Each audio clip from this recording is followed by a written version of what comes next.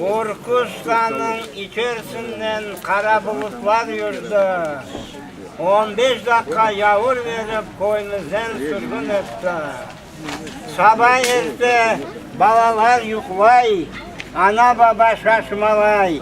Yağmur soldat tüfeğinden bizni üyden kuvalay.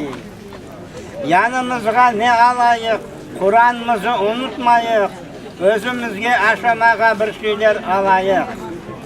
Sabah geldi maşinalar, bizni anda yüklediler. Süren degen istansada bizlerini düşürdüler.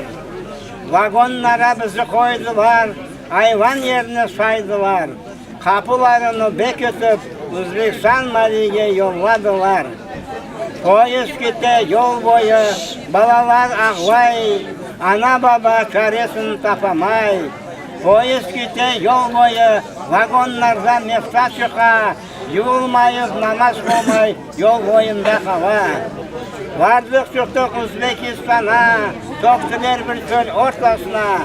200 saray kösettiler bizlerge yaşamağa. Özbekistan geceleri şakallar buğulay, dersin ki kapının tübünde bak baba ağlay.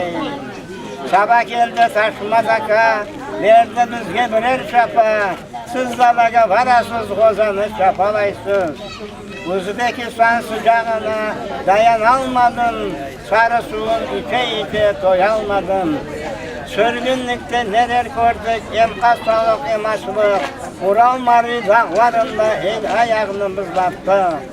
Yıllar geçti biz bekindik, ayak üstüne durduk. Yavaş yavaş vatanımızga biz yolumuzu aldık. Yat toprakta sürgünlükte kaldı ana baba. Kırım'a kaçıp geri almadı, ana vatan toprağına kendini koyalmadı. Kaytıp geldim men Kırım'a, oğlulardım Urkustan'a. Üyümüz turgan gibi tura, içinde bir harsanay otura. Kerdim Azbar'a selam verdim, selam aldı.